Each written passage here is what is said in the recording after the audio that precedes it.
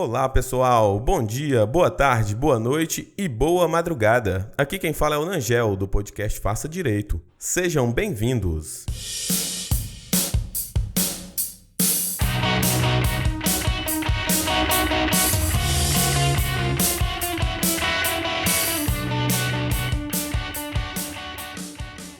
Hoje o nosso episódio é muito especial, porque nós contamos com a participação de um convidado extremamente ilustre, o professor Giovanni Moraes. Seja bem-vindo, professor. Muito obrigado, professor Nangel. Forte abraço para todo mundo que acompanha o seu podcast aí, essa plataforma que eu gosto tanto, esse universo da podosfera aí, que se todo mundo conhecesse aí, não queria sair mais nunca. Muito obrigado pelo privilégio, pela alegria de estar aqui com você e com todo mundo que acompanha o seu podcast. Que isso, professor, eu que agradeço. Gente, eu tive a honra de ser aluno do professor dos cursos preparatórios para a OAB, no Complexo de Ensino Renato Saraiva, em 2012. E o professor Giovanni Moraes é professor de Direito Penal e Processo Penal, escritor, palestrante, sócio fundador do JUS 21 e Provimento Recurso. E mais alguma colocação aí, professor? Não, tá bom demais. Eu peguei essa descrição no seu Twitter. E entusiasta do direito penal, mas tá bom demais aí. É isso mesmo aí. Você foi meu aluno lá no SES naquela época, né? No SES. E hoje eu já estou há uns 3 anos na minha empresa, que é o JUS 21. Bacana. No final a gente vai falar um pouco sobre esse projeto aí. Show de bola. Na época era o senhor e a Ana Cristina. Isso, professora Aninha que hoje está na AlphaCon, se não me engano, ela está na AlphaCon e tem o curso dela também. Grande professora Ana Cristina, a gente trabalhou quase 10 anos juntos, eu e ela. Sim, bacana demais. Gente, eu fiz um contato com o professor via direct no Instagram. Olha só, direct no Instagram. O professor respondeu gentilmente e concordou em gravar com a gente, participar do podcast. Então, já quero antecipar aí agradecimentos e parabenizar aí pela, a simpatia de responder assim via direct. E eu fiquei realmente muito satisfeito quando o professor imediatamente mandou um áudio lá respondendo. Muito obrigado aí, professor. Tenho que agradecer não, eu que agradeço o privilégio. Eu sempre digo assim, eu tento responder a todo mundo que manda direct. Nem sempre dá para eu responder na velocidade que o pessoal quer, porque tem dia, Nangel, que chega a 500, 600 directs, sabe? Aí eu respondo por áudio que é mais rápido, mas com certeza eu não podia deixar passar batido um convite tão gentil da sua parte. Agradeço demais, professor. E aí, né, sem mais delongas, vamos ao que interessa, né, professor? Vamos bater um papo aqui sobre o direito penal. Professor, nós vivemos uma era aí de pacote anticrime e tal. Eu queria que o senhor falasse pra gente aí, esse pacote anticrime tá vigente ou não tá? Como é que tá essa situação? Tá, o pacote anticrimes, na verdade, assim, o que a gente chama pacote anticrimes foram 2 leis do final de 2019, a 13.964 e a 13.968. A 13.964 teve uma vacação legis, terminou agora, ela acabou de entrar em vigor, e a 13.968 ela entrou em vigor de forma imediata. E um pouquinho antes da vigência da 13.964, começou uma discussão no STF aí sobre a validade de certos dispositivos, a eficácia de certos dispositivos. E, para resumir a história, o que é que a gente tem hoje?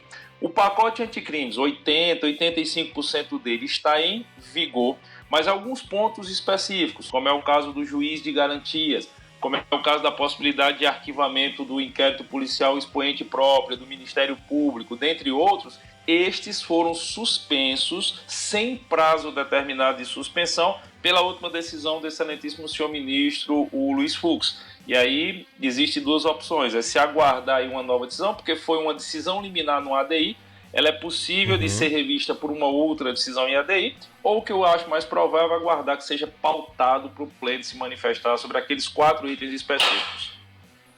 Entendi. Ô, professor, o senhor falou aí do juiz de garantias,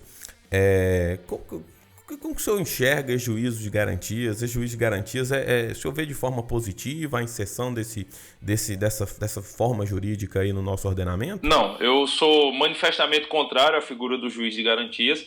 Eu acho que o juiz de garantias é uma ideia boa para certos ordenamentos jurídicos de onde ele é originário, mas é uma ideia completamente inexequível no âmbito do direito penal e do processo penal brasileiro. Assim, Quem está acostumado, quem é do interior como eu, como você, eu sou nascido no meio do mato aqui no interior de Pernambuco, você é do interior de Minas, a gente sabe Sim. que a realidade do Brasilzão aí é uma realidade muitas vezes de comarca de juízo único, é uma realidade de comarcas onde um magistrado acumula 2, 3, 4 serventias. E Verdade. a figura do juiz de garantias no dia a dia do processo penal, para as pessoas comuns, ela já era por natureza inexequível. E onde ela é exequível, ao meu sentir, só viria a criar uma dificuldade maior para a responsabilização penal dos agentes delituosos.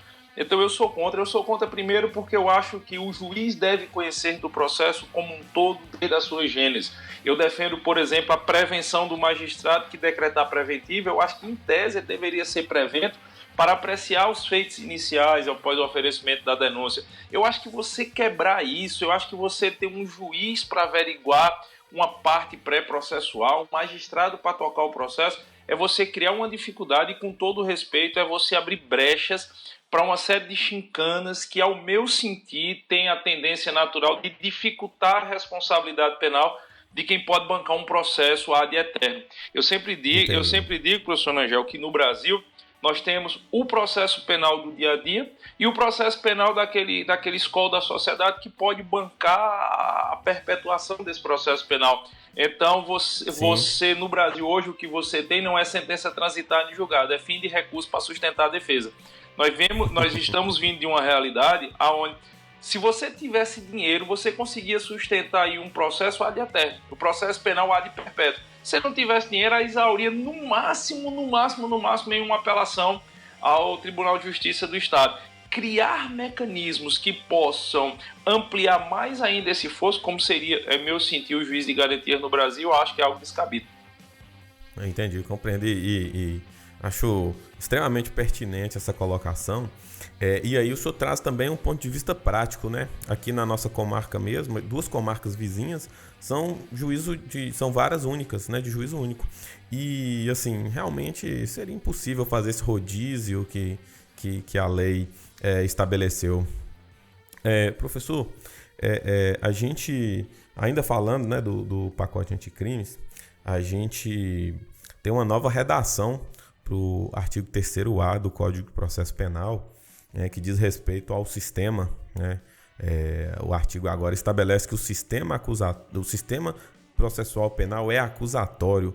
Como que o senhor interpreta, como que o senhor analisa essa nova disposição? Realmente, esse artigo vai lançar por terra aquela discussão de se o sistema é misto, se o sistema é acusatório? Olha, eu acho que aquela discussão que existia, sistema misto, sistema acusatório, sistema ponderado também, como alguns doutrinadores falavam, como é o caso do professor Bittencourt, eu acho que essa discussão era muito mais doutrinária do que prática. O sistema processual penal brasileiro é acusatório, ponto. Se você for para a prática, se você for ali para o dia a dia, não tem essa discussão de sistema misto, não. Ele é um sistema acusatório, você tem uma sobreposição algumas vezes de funções. Eu acho que algumas vezes o Ministério Público acaba se sobrepondo ao delegado, o juiz acaba se sobrepondo ao Ministério Público, mas isso é normal de um sistema tão complexo, tem que ser aprimorado ao longo do tempo e nós estamos vivendo realmente um processo de aprimoramento. Mas assim, eu acho que o que veio a acontecer foi, na prática o sistema era acusatório, existe uma discussão doutrinária. Na hora que a letra da lei taxativamente passa a ser isso, a discussão doutrinária perde sentido. Eu acho que na prática não vai mudar nada. O que vai mudar são as teses doutrinárias, o que vai mudar são eventuais respostas de provas discursivas, de concurso público, mas para o dia a dia da advocacia administrativa, da atuação do MP e dos demais órgãos da persecução criminal, não vejo mudança prática nenhuma, não. Perfeito.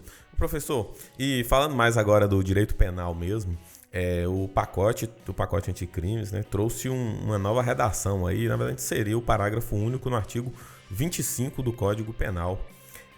Eu sempre vejo aí nas redes sociais do senhor que o senhor sempre procura homenagear os profissionais de segurança pública, né, e tem um apreço muito, muito grande por eles. Eu queria entender o seguinte, queria saber a opinião do senhor sobre essa alteração. O que na prática ela vai mudar para os profissionais de segurança pública, né? Já que existe essa nova excludente aí de ilicitude. Tá, vamos lá. O parágrafo 1º basicamente traz a excludente de ilicitude da legítima defesa para o sniper, para o atirador no caso de ação com refém. Para a gente entender por que esse dispositivo foi inserido, e eu vi muita gente nas redes sociais falando, não precisa, já tem o caput do artigo 25, eu acho que eu queria lhe pedir licença para fazer uma análise de cunho sociológico primeiro, para poder explicar a parte do direito. Nós somos uma sociedade que nós fomos doutrinados no sentido de uma educação repetida ao longo do tempo para ter raiva de polícia. A nossa sociedade vem de uma formação cultural aí, e essa formação cultural é fruto de um efeito backlash pós o final da ditadura militar de 1964. Chegou ali em 85, a ditadura estava caindo por terra, rei morto é rei posto, toda aquela ideologia da ditadura começou a ser contraposta por uma nova ideologia, e para resumir, criou-se a ideia de que polícia era algo ruim no Brasil. Eu sempre brinco nas minhas palestras dizendo que as mães viravam para os filhos e diziam assim: come senão o guarda vem te pegar. Não faz isso senão o guarda vem te prender, como se o guarda, o policial, fosse um bicho papão. A gente se acostumou a ver o policial como algo nefasto. Fora que polícia já é algo que existe para ir de encontro a algo que todo mundo quer fazer, todo mundo quer aloprar. Todo mundo quer exercer sua liberdade, todo mundo acha que está certo, todo mundo é contra consumir bebida alcoólica e dirigir, mas ele acha que pode consumir bebida alcoólica e dirigir porque ele mora bem ali, perto do barzinho. Todo mundo acha que é ruim xingar os outros, mas quando eu xingar os outros eu não quero que ninguém venha me encher o saco. Então assim, criou-se essa ideia que polícia era algo ruim e por consequência isso acabou impregnando o dia a dia do direito penal e do processo penal brasileiro. Cara, ser polícia no Brasil é muito difícil. É muito difícil por quê? Porque você tá pegando homens e mulheres, tá tirando esses homens e mulheres das suas casas e tá colocando essas pessoas para as ruas para andar em terras que a maioria de nós sequer tem coragem de colocar os pés, em condições muito ruins de trabalho, enfrentando pessoas que nós não pensamos nos nossos piores pesadelos. E nós estamos querendo tratar essas pessoas pelas mesmas regras jurídicas que são usadas para tratar a mim e a você. Isso não é minimamente razoável. A atuação de um policial, a atuação de qualquer ente da força policial precisa ser pautada por regras distintas, precisa ser pautada por regras diferentes daquelas que são utilizadas para o homem comum. Nós não podemos querer ter isonomia entre o policial e um cidadão no sentido de um arcabouço jurídico de proteção, porque o cidadão não passa por 1% do que o policial passa diuturnamente, cotidianamente. Então, justamente por causa dessa vocação natural da nossa sociedade a ser mais incisivo com a polícia, e justamente por causa da falta de respaldo jurídico que satisfaça essas particularidades das forças policiais, nós precisamos ampliar em muitos ditames normativos de proteção dessas forças policiais. Eu sempre digo, quando você for criar uma regra de proteção para a polícia, você não deve dizer assim: o policial tem direito a tomar um coco. Você tem que dizer: o policial tem direito a tomar uma água de coco, de um coco extraído de um coqueiro da praia de Boa Viagem, às 2h da tarde do domingo, dia tal. Porque se você não disser assim, sempre vai aparecer uma pessoa para querer achar uma brecha e querer lascar os policiais. Então veja, nós temos a legítima defesa. Nós tivemos aquele caso do sniper, do atirador da Ponte Rio-Niterói, que ganhou repercussão nacional aí de forma recente, que fatidicamente e necessariamente terminou com a morte do meliante. O cara estava ameaçando vida de terceiros, o cara parou a Ponte Rio-Niterói, eu estou falando do meliante. O cara ameaçando vida de terceiro, parou a Ponte Rio-Niterói, colapsou o trânsito do Rio de Janeiro, atraiu a atenção nacional e internacional, e para ser detido foi alvejado por um tiro perfeito de um sniper. Teve gente que ainda veio dizer: não, mas não era necessário, não era razoável o uso excessivo da força, e ainda houve uma tentativa de responsabilização penal daquele atirador. Então, se você pode ter dentro da letra da lei regras mais específicas, reconhecendo as particularidades do trabalho policial e reconhecendo a necessidade de proteção adicional desse trabalho policial, essas regras, ao meu sentir, são muito bem vistas. Não vai mudar o trabalho do policial no dia a dia. Eu sempre digo, você pode fazer 10 leis de proteção, não vai mudar o trabalho do policial. Mas, se você faz essas leis de proteção, você consegue, caso o policial precise se valer da força necessária numa ocorrência, você facilita o respaldo desse policial. Quem é vocacionado para ser polícia, meu patrão, que tenha lei, que não tenha lei, ele vai agir para proteger a coletividade. Agora, não é justo, depois que ele age para proteger a coletividade, ele trazer o preço da responsabilidade para cima dele. Nós temos que ter essas regras. Só que eu, particularmente, acho que o pacote anticrime, nesse ponto, foi muito, mas muito tímido. Nós precisamos ter aí pelo menos mais 10 ou 15 regras penais, processuais penais, de proteção ao trabalho do policial. E aí, quando eu digo isso, tem gente que diz, sim, mas por que você não pensa na família daquele meliante lá que foi morto na Ponte Rio-Niterói? Eu penso, mas viver em sociedade presume que você tenha o Estado controlando a força para que esse Estado controlando a força evite a barbárie. O cara optou pela barbárie. Se ele optou pela barbárie, ele tem que ser contido. Se a única forma de conter ele é um tiro de sniper, paciência que assim o seja. Eu sou contra qualquer coisa que intimide a sociedade para defender o meliante. Eu acho que se alguém tiver que ter medo, não é a sociedade, não, é o bandido. Bom é que ninguém tenha medo, mas se alguém tiver que ter medo, é o bandido. Excelente colocação, viu, professor? Eu confesso que já estava preparado assim para argumentar que, não, já existe o 25 e tudo, mas realmente a colocação do senhor aí foi muito feliz. O senhor foi muito feliz na colocação de que realmente o policial ele passa por situações que nós não vivemos, né, diariamente.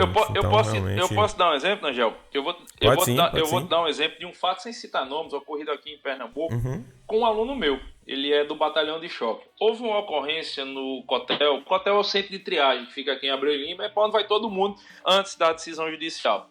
E o Cotel é um barril de pólvora, certo? Embora tenha poucas facções criminosas atuando em Pernambuco, mas a gente sabe como é estabelecimento prisional e lá tem facção. Então houve uma ocorrência no Cotel às 7 horas da manhã, estourou antes do início da visita do domingo, e aí o batalhão de choque foi deslocado para lá. O policial que estava aquartelado desde as 6 horas da manhã foi para uma ocorrência em estabelecimento prisional, que é o apocalipse, é a visão do inferno. Você quer ver uma visão do inferno de ocorrência policial? O cão não chega perto. É a ocorrência em estabelecimento prisional onde tem facção atuando. O batalhão de choque foi para lá, usando elastômero, gás lacrimogênio, aquele inferno, teve refém. A ocorrência foi controlada por volta das 13 horas. O batalhão de guarda assumiu. O mesmo destacamento do batalhão de choque, o mesmo policial, a mesma adrenalina, o mesmo suor, a mesma fome, a mesma catinga de estar com aquela farda desde de manhã, o mesmo contorno, o mesmo equipamento e a mesma pilha que ele estava, foi deslocado para a entrada de um jogo de futebol aqui em Pernambuco, para fazer segurança do Estado, que é erro. Quem tem que fazer segurança do Estado é a praça esportiva, não é a polícia militar. Mas foi. Aí o policial militar chega lá para fazer a revista do cara que está entrando no estádio. Tinha lá um indivíduo que estava querendo entrar com 2 rojões, que não pode entrar com rojão, com 2 rojões ocultados na veste. O policial deu a revista nele, encontrou os rojões. Quando foi tirar o rojão, o cara veio com uma câmera de celular na cara do policial. Você está muito nervoso, você tem que pedir com educação e com licença. Bicho, eu tô falando de um policial que acabou de sair de uma ocorrência em presídio, que não comeu, que não tomou banho, que não bebeu água, que não descansou, que tá fazendo a segurança de uma praça esportiva, porque não era para ele fazer, mas o Estado manda ele fazer, que tá abordando um cara que tá errado e esse cara ainda vai pra internet, para as redes sociais e dizer que o policial deve se lascar, que o policial tá errado. E o que é pior, a postagem lá com, 3.000 compartilhamentos, 5.000 comentários, polícia isso, polícia aquilo. Meu irmão, a gente tem que proteger essas pessoas. A gente tem que proteger esses policiais. Até porque se a gente não proteger, vai chegar uma hora que ou ninguém quer ser mais polícia, ou o cara vai querer tirar o serviço dele sem alteração. A sociedade que se exploda. É verdade. Nossa, o caso realmente absurdo, né? Esse caso aí, pelo amor de Deus. Me impressiona essa movimentação aí de uma rebelião, um movimento desse para depois pro estádio. Né? Realmente. Culpa dos gestores, né? Exatamente. Não do policial. O policial está cumprindo ordem, culpa dos gestores, infelizmente. Exatamente. O professor, ainda saindo um pouco, na verdade, dessa toada aí da lei do pacote anticrimes e tudo, e essa lei de abuso de autoridade, a gente vê aí muitos colegas, né, dizendo que foi um revide, apenas um revide à Lava Jato e tal. Qual que é a visão do senhor sobre a nova lei? Olha, eu acho que a gente precisava de uma nova lei de abuso de autoridade, isso é um fato, certo? A lei de abuso de autoridade brasileira era de 65, se eu não me engano, é da época da ditadura militar, não, é 4898/65, é isso mesmo. Não fazia sentido nós termos uma lei de abuso de autoridade feita na época de um regime de exceção, feito na época de um regime ditatorial, isso já era uma contradição, fora que a responsabilização na lei de abuso de autoridade era irrisória. A responsabilização era praticamente inexistente. Então, que nós precisávamos de uma lei de abuso de autoridade, sim. O problema é que essa lei não foi feita efetivamente para coibir o abuso de autoridade. Essa lei foi feita para intimidar as forças de segurança e as forças que estavam atuando contra o crime. Nós vivemos hoje no nosso país uma guerra contra organizações criminosas de alta monta.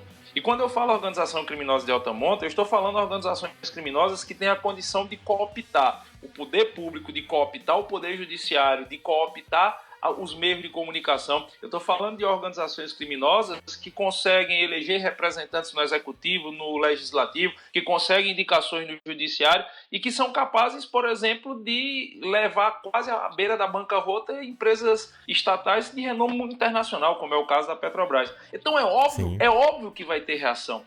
É lógico que vai ter reação. Ninguém perde dinheiro achando bom. Ninguém perde. Tudo é o direito penal econômico. Essas organizações criminosas tiveram um abalo fora do comum no seu patrimônio, sua fonte de renda, na sua origem de ideologia. Então elas vão reagir. E uma das formas de reação foi a lei de abuso de autoridade, com todo o respeito aí. Mas, por exemplo, o projeto da lei de abuso de autoridade do senador Randolfo Rodrigues, que é do original de 2017, que foi modificado para ser aprovado, ele é um assinte. Ele está dizendo, olha, não seja contra a gente. Se você for contra essa organização criminosa que está aqui presente, a gente vai lhe quebrar, esse é o recado. Então, você criou mecanismos de intimidação do judiciário, você criou mecanismos de intimidação das forças policiais. Hoje a coisa mais comum que eu vejo as pessoas vão peticionar um pedido de liberdade provisória, por exemplo. Já virou padrão nas petições assim, que seja pedido o alvará de soltura sob pena de manifestação de crime de abuso de autoridade da parte coautora de Vossa Excelência. O cara já bota isso. Ele nem está mais preocupado, alguns, em discutir se os requisitos autorizadores da manutenção da preventiva estão presentes ou não. Ele quer soltar e quer intimidar. Então, eu acho que a lei de abuso de autoridade ela era necessária, mas essa que foi feita, ela foi feita para tentar amordaçar. Ela foi feita, mais uma vez, para tentar criar aquele efeito backlash, vamos se contrapor. E as organizações criminosas, elas estão agindo de todas as formas que podem. Por quê? Porque, notoriamente, o direito penal e o processo penal brasileiro está evoluindo para acochar. Para acochar e apertar a marginalidade. Só que a gente teve aí 30 anos na história do Brasil que a marginalidade não era acochada. Então eles vão usar de todos os meios e vão usar de todos os recursos para tentar conter esse processo. E a lei de abuso de autoridade, para mim, da forma que foi feita, tem muito dispositivo bom na lei de abuso de autoridade. Eu acho que tem muita coisa boa, mas ele tem alguns jabutis inseridos ali, ele tem alguns artigos inseridos ali que, quando bem manuseados por quem tem muita experiência jurídica, realmente é uma faca no pescoço de juízes e delegados. É, verdade, verdade. Professor, antes da gente concluir aqui, eu gostaria que o senhor falasse um pouco de projetos do senhor para o futuro, como é que está o JUS 21, se o senhor tem algum projeto aí para continuar ampliando o ensino, né, do direito penal, e falasse um pouco do senhor aí, só para a gente tentar dar uma inspirada na galera aqui. Acho que é bacana a gente conhecer novas histórias assim, conhecer histórias de quem conseguiu ser bem sucedido aí no direito, para inspirar a galera que está aí começando no curso. Assim, o JUS 21 é fruto de uma vontade e de um desafio. Eu, por ser um cara do interior, saí do interior e nunca tive família rica, nunca passei fome, eu não tenho história triste para contar, eu sempre digo isso. Eu não tenho história triste para contar, não. Nunca passei fome, graças a Deus, nunca me faltou nada. Eu venho de uma família... minha mãe funcionária pública e meu pai comerciante, pequeno comerciante. A gente sempre teve casa, comida, teve tudo. Mas nunca tinha nada que dissesse assim, tu tem que estar com a vida feita, eu tive que me virar. Então, como eu saí de casa muito cedo, eu saí de casa aos 15 anos de idade, ia fazer 15 anos, fui morar em Fortaleza, eu saí do Crato, fui morar em Fortaleza, onde eu fiz meu primeiro curso superior, depois entrei no Exército, depois vim parar aqui em Pernambuco para fazer o curso de Direito. E assim, nunca foi fácil as coisas para mim, depois que eu saí de casa, tudo era com muita dificuldade. E eu sempre assim, levei muito não. Quando eu tentava chegar em algum canto que as coisas podiam andar, as pessoas normalmente davam um não para mim. Eu sou de uma época que se você quisesse ser professor de direito, você tinha que ir para o eixo Rio e São Paulo. Era a época que o Damásio estava começando, que o professor Luiz Flávio Gomes estava começando, a LFG estava tendo a transição. Eu peguei toda aquela fase de curso presencial grande. Eu tive o privilégio de dar aula nos grandes cursos presenciais do Brasil. Eu dei aula no curso Pódio de Salvador, quando o Pódio era o maior curso presencial do Brasil. Eu dei aula no Espaço Jurídico de Recife. Eu dei aula no curso Jurídico de Curitiba, dei aula, enfim, em vários cantos. E aí, quando a gente chegava para dar aula nesses cantos, sempre davam para a gente assim, é a aula do domingo à tarde, 5 horas da tarde. Entendeu? Tem um aulão de virada aqui para trabalhar de graça, para divulgar teu nome, tu entra entre 3 e 4 horas da manhã. Tipo, quer escrever o material, vai com o nome do professor, a gente te paga, sei lá, mixaria para escrever. Então nunca foi muito fácil. E eu sempre tive a ideia de que se os outros não queriam dar a oportunidade, eu tinha que me virar e fazer o meu. Então eu comecei a fazer o meu. Aí, quando aqui em Recife, eu comecei a alugar sala, dava aula e começou a dar aluno, os cursinhos começaram a chamar. Quando eu estava trabalhando no Renato Saraiva, quando o Renato estava começando, ele me chamou para trabalhar. Eu fui o primeiro professor do SES depois dele. E ele me chamou para trabalhar, eu dava aula com ele no curso presencial aqui em Recife, que era o Espaço Jurídico. Ele tinha uma pós-graduação lá, uma sala alugada, eu dava aula da pós-graduação dele, a gente era colega de sala de professor. Ele me chamou para trabalhar e, assim, foi uma época que eu tive que abrir mão de tudo que eu tinha presencial. Eu tive que abrir mão de patrimônio, eu tive que abrir mão de um bocado de coisa, porque eu acreditava muito no online. E ele me chamou e eu fui para online, foram 2 anos roendo um osso, e ninguém acreditava em rede social para professor, ninguém acreditava.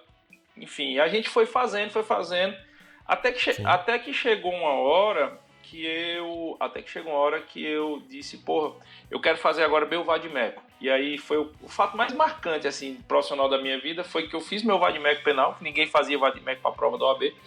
Eu trabalhei 1 ano virado nele, cara, para fazer vadimeco com remissão, só pensando na prova da OAB. Fui bater na porta de um editor em São Paulo, o cara virou para mim, olhou assim, folheou o original, disse, quando você for gente, volta aqui. E eu sempre digo que ninguém precisa fazer nada por a gente, mas ninguém também tem o direito de ser ofensivo e de tirar o sangue de seu ninguém. E aí eu disse, não, beleza, não se preocupa não. E aí eu resolvi fazer eu mesmo. Meu sócio, que é meu sócio até hoje, Maurício, do blog Exame de Ordem, Maurício Guisa, a gente botou uma editora, que foi a editora Armador, e não fez só o meu vadimeco não, fez o meu vadimeco, fez o da Josiane de tributário, da Flávia Bahia, de constitucional, do Matheus, de administrativo e tal. E aí a gente, durante esse processo, a gente teve um grave problema com o nosso sócio da época e a gente sofreu uma covardia grande e a gente acabou saindo da editora. A editora foi para o grupo Juspodium lá, uma questão que vai durar a vida toda, essa briga judicial aí. Eu vou morrer, vai ficar para minha filha, essa briga judicial.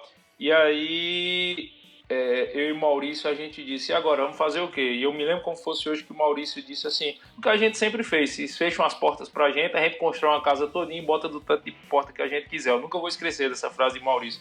E aí a gente resolveu começar o Jus 21, eu e ele, a gente não renovou o contrato que tinha com o SES, não aceitou os termos de contrato com outra editora, e a gente começou o Jus 21 e eu sou muito sincero. Quando eu comecei o Jus 21, eu achei que o Jus 21 ia ser um curso onde eu ia ter minha aula de segunda fase. A gente montou uma estrutura para eu ter minha aula de segunda fase e eu estava satisfeito, porque eu faço muita palestra, eu faço mais de 60 palestras por ano. Ano passado eu fiz 68 palestras e assim, na minha ideia era, eu ia gravar meu curso de segunda fase, ia dividir meio a meio com o Maurício, porque ele mantinha um blog Exame de Ordem, divulgava e eu ia viver de palestra e estava tranquilo, já tinha um patrimônio constituído, ia viver de palestra. Só que aí Papai do Céu abençoou e o Jus mudou. Hoje a gente tem quase 100 professores ativos, a gente tem hoje mais de 30 funcionários trabalhando. As coisas assim, eu não imaginava, mas as coisas vão acontecendo. E hoje eu trabalho mais do que eu trabalhava quando eu era empregado dos outros, sabe? Assim, eu trabalho... Hoje, 5h30 da manhã, eu estava vendo um plantão de dúvidas e... Esse processo todo me ensinou 2 coisas, cara. Na verdade, me ensinou 3. É que, de regra, as pessoas vão lhe dar um não. De regra, todo mundo vai lhe dar um não. E eu já levei muito não na minha cara. E é por isso que eu sempre tento não dar um não a quem me pede ajuda. Que bacana, tem muita gente, claro, eu não posso ajudar em tudo, eu não posso ajudar todo mundo, e tem gente que não merece ajuda, tem gente que você vê que quer aloprar com você, mas eu tento dar um não. Às vezes chega, estava em Natal agora, recentemente fui resolver uma questão lá da empresa, alugar um espaço lá, uma sala, um estúdio, e aí um rapaz chegou para mim e disse: professor, o senhor podia me dar 10 minutos para eu lhe apresentar um projeto? Eu disse: posso. Quando eu apresentei o projeto, ele apresentou o projeto, uns estudantes de direito que acabaram de se formar, eles estão com o Instagram para divulgar dicas jurídicas e tal. E quando terminou, eu disse: o que é que você precisa de mim? Ele disse: nada, eu só queria que o senhor dissesse se a gente está no caminho certo. Pô, bicho, eu achei isso de uma sutileza tão grande. Sensacional. Aí eu disse: tá no caminho certo. Aí fiz divulgação dos caras, tal, porque não custa ajudar. Você não precisa dar um não aos outros, o sol nasceu para todo mundo. Entendeu? O fato de ter 40 professores de penal no Brasil, se surgirem mais 40 agora, não vai tirar o meu espaço. Eu tenho o meu público, eu tenho as pessoas que leem meus livros, eu tenho as pessoas que vão às minhas palestras. Então, esse processo eu aprendi na medida do possível, a tentar dar um não e tentar ajudar. Se eu puder ajudar, ele não vai me prejudicar. A segunda coisa que eu aprendi é que as pessoas normalmente não vão querer ver você bem. Isso é um fato.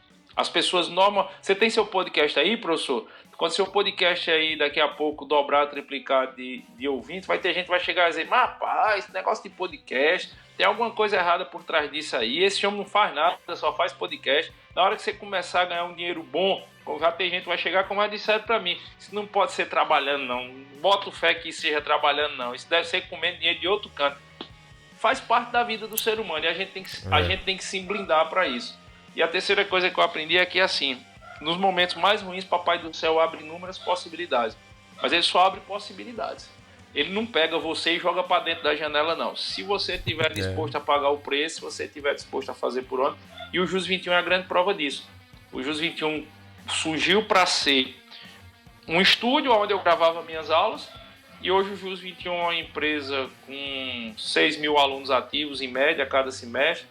A gente lançou pós-graduação em segurança pública agora, a gente lotou a primeira turma de pós-graduação em 4 dias, aonde o blog Exame de Ordem faz parte. O blog Exame de Ordem tem 150 mil acessos por dia. Mas para que isso acontecesse, Papai do Céu deu a oportunidade, mas eu tive que acordar mais cedo do que eu acordava quando eu era empregado, eu tive que engolir mais rápido do que eu estava disposto, eu tive que trabalhar mais. Então acho que é isso, acho que foi isso que eu aprendi ao longo do tempo aí da jornada.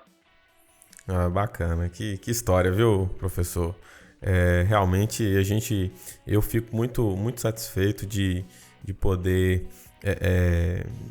ser parte dessa sua filosofia de não dar um não, de contribuir, de agregar valor. Eu vejo que o JUS 21, nossa, é um sucesso absoluto. A gente acompanha a rede social e hora ou outra aparece aí o JUS 21, né? Com seus cursos e tudo. Então, eu quero agradecer aí a sua disponibilidade e tudo. E dizer que foi uma honra ouvir, né, discutir, entrevistar o senhor aí. E desejo sorte aí, sucesso, mais sucesso ainda. E agradeço demais a participação do senhor. Eu é que agradeço a gentileza, dou os parabéns pela iniciativa. Eu acho que essa mídia do podcast é a grande mídia do futuro. Eu tenho para mim que a televisão ela tá perdendo espaço, o YouTube está muito poluído, você acha tudo no YouTube. E a mídia do podcast é a mídia direcionada do futuro, porque o cara vai baixar o que interessa a ele, vai escutar a hora que der. E na hora que as pessoas descobrirem o podcast com mais ênfase, você vai ver aí como a gente vai mudar a transmissão do conhecimento. Mas parabéns pela iniciativa, muito obrigado pela oportunidade de estar aqui.